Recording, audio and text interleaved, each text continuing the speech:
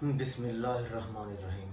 अस्सलाम वालेकुम। मैं हूं मोहम्मद बकर। नाजरीन, ज़िंदा इंसान के दिमाग में सवाल का पैदा होना एक फितरी अमल है।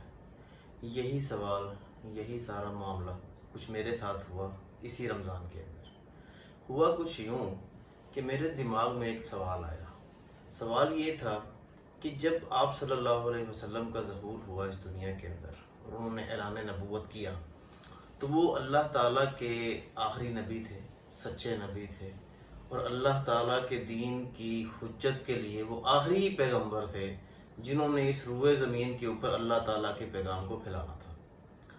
अच्छा, जब वो आए हैं दुनिया के ऊपर और उन्होंने अल्लाह ताला का पैगाम फैलाना शुरू किया है, तो उनको कौन कौन सी और किस किस तरह की मुश्किलात पैदा आई, किस किस तरह के मुजालम सहने पड़े, किस किस तरह के जान को ख़तरात लाहक हुए, और लोग, उनकी सोसाइटी के लोग, उनके मुआशरे के लोग किस तरह से उनके खिलाफ हो गए और किस तरह से उनको तकालीफ पहुँचाई गई। हत्ता कि वो एक गांव और कस्बे में जाते हैं ताइफ के, तो वहाँ पे लोग पत्थर मारते हैं, कहीं पे पत्थर गिराकर उनको नौजुबिल्ला कत्ल या शहीद करने का इरादा करते हैं, तरह तरह के उनके खिलाफ मंसूबे बनाते हैं, और यहाँ तक कि उनको हिजरत के लिए मजबूर होना पड़ता है अपने चंद साथियों के हमरा। और अगर उनकी उसवाए हसना को उनकी ज़िंदगी के इब्तदाई 10 साल के ऊपर रोशनी डाली जाए, निगाह दौड़ाई जाए, तो अंदाज़ा होता है कि इब्तदाई 10 सालों में तकरीबन 100 या इससे लगभग कुछ ज़्यादा लोग उनके साथ उनकी दावत को कबूल किया। तो ये तो एक सूरत हाल थी अल्लाह ताला के आखिरी ज़मान नबी, जिनकी जो है अल्लाह ताला की ज़मीन के ऊपर जो अल्लाह ताला की आखिरी हुज्जत के तौर पर आए थे।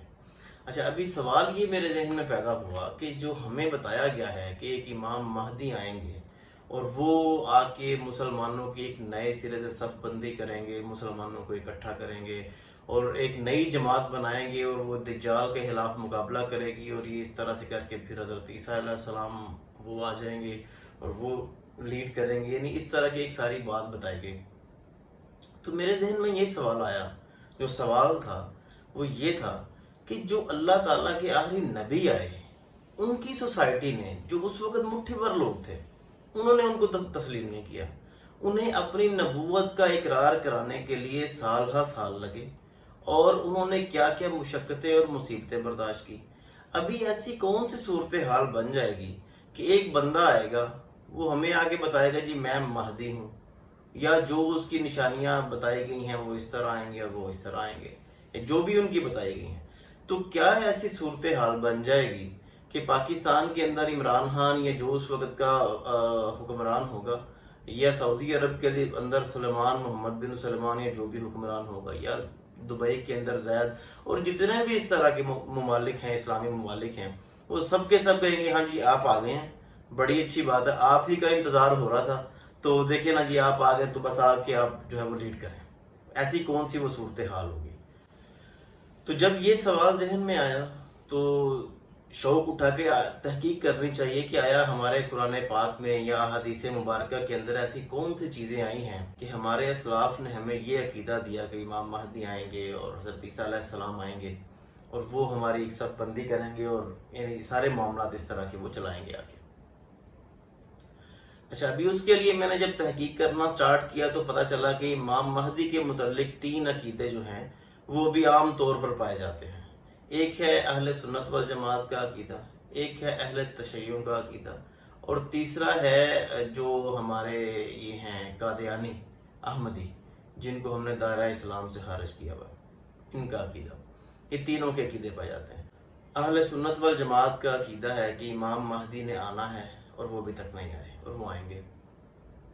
अहले तशय्युं का अकीदा है कि वो आए थे आज से 1200 साल पहले, और वो आके इस तरह के हालात पैदा हो गए नामवाफिक किस्म के कि उन्हें एक गार के अंदर छुपना पड़ा, पनाह लेनी पड़ी, और वो तब से गायब हैं, और एक उनका ज़हूर होगा। जो कादियानी हैं उनका अकीदा है जी जो इमाम महदी ने आना था या ईसा अलैहिस्सलाम ने आना था वो आ चुके हैं, गुलाम अहमद कादियानी की शक्ल में वो आ चुके हैं, वो फौत भी हो चुके हैं, और मामला क्लोज हो गया। अभी मामला इमाम महदी से आगे बढ़ गए हैं। अभी ये 3 वर्जन जो हैं इस वक्त अवामुन नास में पाए जाते हैं। अच्छा, इसकी तहकीक के अंदर जब हम गए کہ یہ ابھی تینوں ورژنز کیا ہیں، ان کے کیا بیسز ہیں، ہر بندے کی جو ہے بیسک یعنی سوچ کیا ہے امام مہدی کو لے کے. تو اہل سنت والجماعت کی جب تحقیق کرنے کی کوشش کی تو سمجھ میں آیا کہ جو باقی عام علماء ہیں ان تو بہت زیادہ اس کے اوپر ڈسکشن نہیں کی ہوئی. جو ایک ان کے آج کل جو ہمارے ہر دل عزیز جناب انجینئر محمد علی مرزا صاحب ہیں، ان کا ایک کلپ تھا امام مہدی کے اوپر 12 احادیث تھی. تو اس کے اندر انہوں نے بتایا کہ میں نے ایک اور بھی ویڈیو لیکچر ریکارڈ کروایا ہوا ہے، وہ 2-2.5 گھنٹے کا ہے. تو میں نے سوچا چلو پہلے یہ دیکھتے ہیں، اگر اس کے اندر سے کوئی چیز مل جاتی ہے تو پھر اگلا بھی دیکھ لیں گے.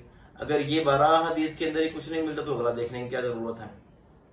خیر، وہ 12 کی 12 حدیث جس طرح انہوں نے بیان کی اور جو انہوں نے ریفرنسز دیے مسلم شریف کے، بخاری شریف کے، مستدرک الحاکم کے اور اس طرح کی یعنی جو باقی کتابیں تھیں، اس کے اندر جو انہوں نے ریفرنسز دیے وہ سارے ریفرنسز میں نے دیکھے. کیا اس کے اندر ایسی اسپیسیفک بات بتائی جا رہی ہے، احادیث کے اندر ایسی کون سی چیز آ رہی ہے جس کے اندر ہمیں لگے کہ یار یہ اتنا ایک مین ایشو ہے کہ ایک نیا بندہ آنا ہے اور اس نئے بندے پہ ساری امت نے لگ جانا ہے. ایک نیا بندہ آنا ہے آپ صلی اللہ علیہ وسلم کے بعد، وہ نبی نہیں ہوگا، وہ کچھ بھی ایسا نہیں ہوگا، لیکن ایک بندے نے آنا ہے. ہم نے جو بھی ہے اس بندے کو فالو کرنا ہے، ٹھیک ہے، وہ نبی نہیں ہے. خیر، وہ حدیث پڑھنی دیکھنی شروع کی. ایک حدیث کے یعنی الفاظ کے کچھ مفہوم اس طرح سے ہے کہ مہدی جو ہیں وہ میری اہل بیت میں سے ہوں گے. پھر ایک حدیث آتی ہے کہ مہدی فاطمہ کی اولاد میں سے ہوں گے، ٹھیک ہے جی. پھر ایک حدیث آتی ہے جی حضرت عیسیٰ علیہ السلام جب آئیں گے ایک سائڈ سے 2 فرشتوں کے اوپر وہ آئیں گے اور آگے نماز ہو رہی ہوگی بیت المقدس میں، تو وہ آئیں گے تو امامت ہونے لگی ہوگی تو لوگ انہیں کہیں گے جی، یا امام انہیں کہیں گے جی آپ آئیں آ کے نماز پڑھائیں. وہ کہیں گے نہیں جی، امامت جو ہے وہ آپ ہی کی اسی امت کو سونپی گئی، آپ ہی نماز پڑھائیں. ٹھیک ہو گیا جی.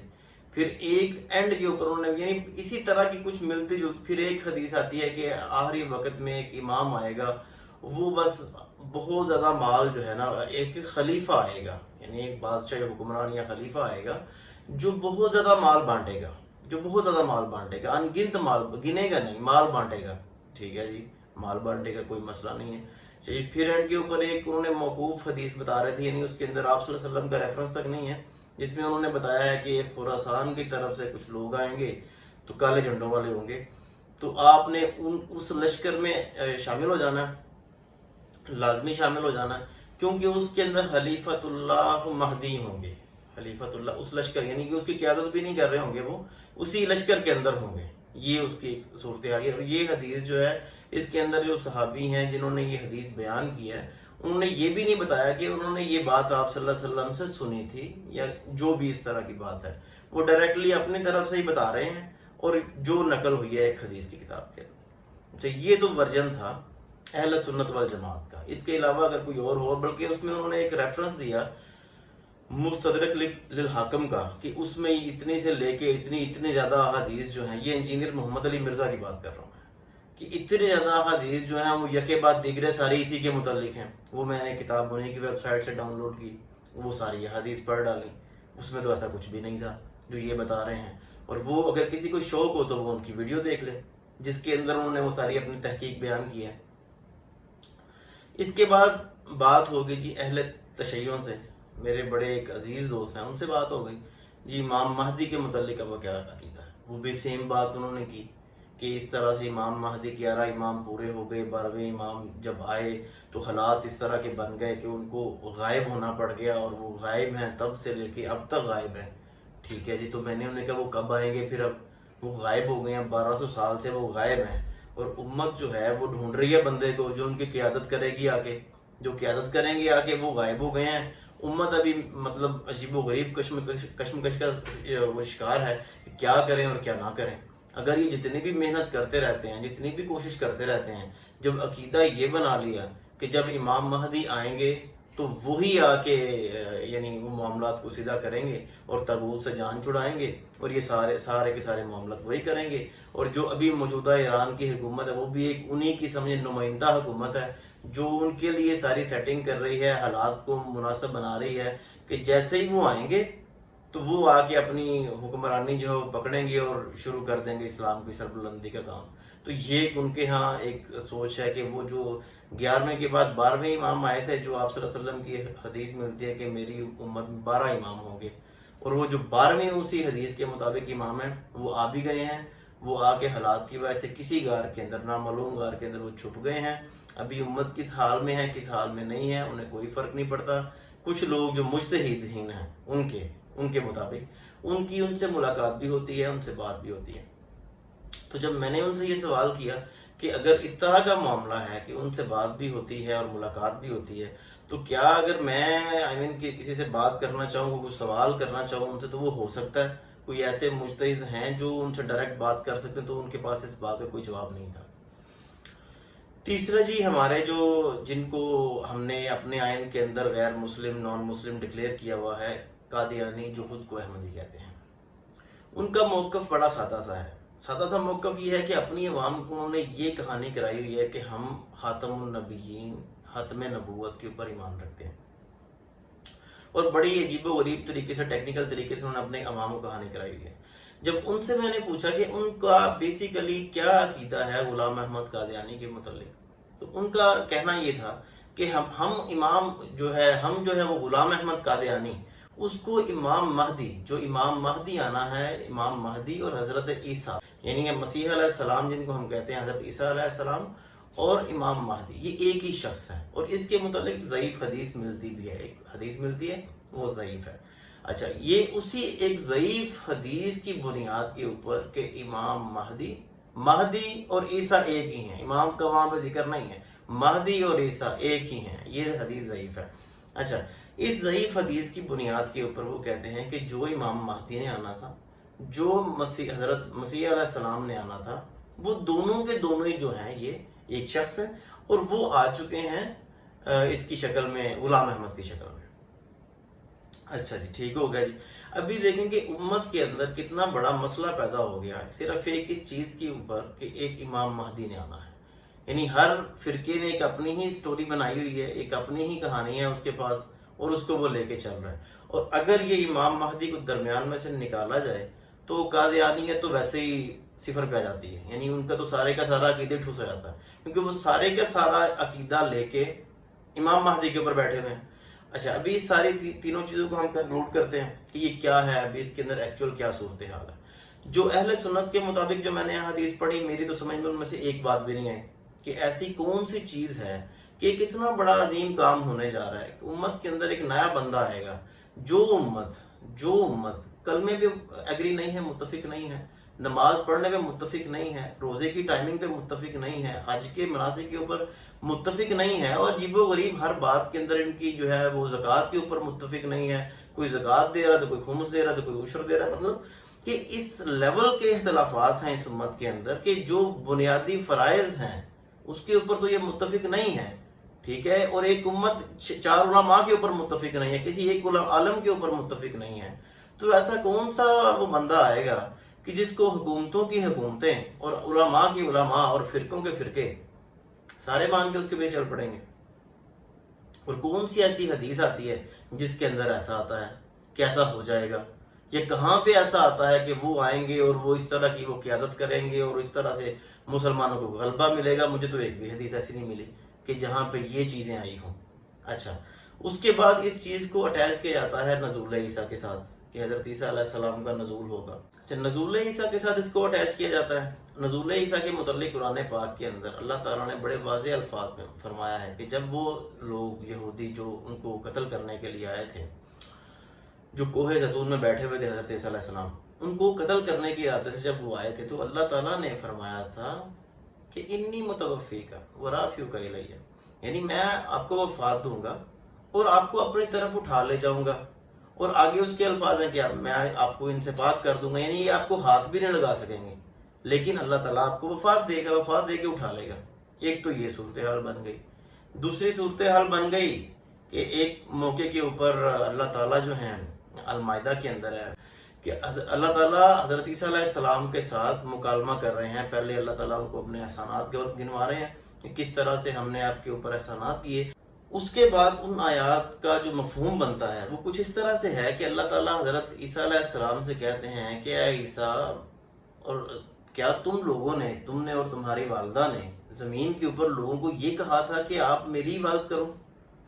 तो हज़रत ईसा अलैहिस्सलाम जवाब में कहेंगे, या अल्लाह, کہ ہم ہی ایسا کیسے کہہ سکتے ہیں کہ ہم اس چیز کے وہ ہے ہی نہیں، مطلب ہم تو آپ اس چیز کے وہ حقدار ہی نہیں ہیں کہ ہم یہ بات کر سکیں، آپ ہمارے پروردگار ہیں، آپ ہم ایسے کیسے کہہ سکتے ہیں؟ اور پھر آگے یہ بیان کرتے ہیں کہ یا اللہ جب تک میں ان کے درمیان رہا، یہ قیامت کے دن کا واقعہ ہے جو قرآن پاک نے نقل کیا ہے کہ جب تک میں ان کے درمیان رہا تو میں نے ان کو توحید کی ہی دعوت دی، یہی بتایا کہ یہ اللہ تعالیٰ جو ہیں یہ آپ کے پروردگار ہیں، میرے پروردگار بھی ہیں، اور پھر آپ نے مجھے وفات دے دی، تو اس کے بعد تو پھر آپ ہی ان کے نگہبان ہیں۔ یہ قیامت کے دن کا واقعہ۔ اگر ایسا ہی تھا تو حضرت عیسیٰ علیہ السلام کو یہ کہنا چاہیے تھا کہ یا اللہ میں تو ابھی کل ان کے پاس سے آ رہا ہوں، میں ان کو بتایا تھا کہ یہ ایسا ہے، میں تو ایسے نہیں بات کر رہا تھا۔ یعنی قیامت والے دن بھی حضرت عیسیٰ علیہ السلام اللہ تعالیٰ سے ایسی کوئی بات مکالمہ وہاں پہ نہیں کر رہے کہ یا اللہ بھی آج تو قیامت شروع ہوئی ہے اور کل تک میں وہاں پہ تھا اور کل تک میں ان کو سمجھاتا رہا ہوں، لیکن یہ دیکھیں نا، یہ سمجھے نہیں، یہ بڑے نامراد ہیں۔ ایسی تو کوئی بات نہیں ہے۔ اور نہ ہی جو پہلی آیات میں نے آپ کو سنائی ہیں، انی متوفی کا ورافیو کا الیہ والی، اس کے اندر بھی کہیں اللہ تعالیٰ نے یہ نہیں فرمایا کہ جی آپ کو میں وفات دوں گا اور اٹھا لے جاؤں گا اور اس کے بعد آپ کو ان سے پاک کر دوں گا، اور جو ہے جب ضرورت پڑے گی قیامت کے روز تو میں آپ کو ان کے اندر دوبارہ بھیج دوں گا۔ ایسی بھی کوئی بات نہیں آئی۔ اچھا، قرآن پاک میں اس طرح کوئی ذکر نہیں ملتا، حضرت عیسیٰ علیہ السلام کے دوبارہ نزول کا کوئی ذکر قرآن پاک میں نہیں ملتا، امام مہدی کا تو نام اور لفظ تک نہیں ملتا۔ اور ان دونوں عقائد کی بنیاد کے اوپر ہم نے کتنا کچھ کھڑا کر دیا ہوا ہے، کتنا نظام بنا دیا ہوا ہے۔ اسی عقیدے کی وجہ سے مسلمانوں کے اندر سے ایک ایسا فرقہ، ایک ایسا وہ چیز اٹھی کہ جس نے نئی نبوت تک کا دعویٰ کر دیا، اس چیز سے قطع نظر کہ جو احادیث حضرت عیسیٰ علیہ السلام کے متعلق بھی ملتی ہیں ان میں بھی یہی آتا ہے کہ وہ ایک عادل حکمران کی حیثیت سے آئیں گے، نہ کہ کسی نبی کی حیثیت سے آئیں گے۔ ایسا نہیں ہوگا۔ تو یہ ایک ساری چیز ہے۔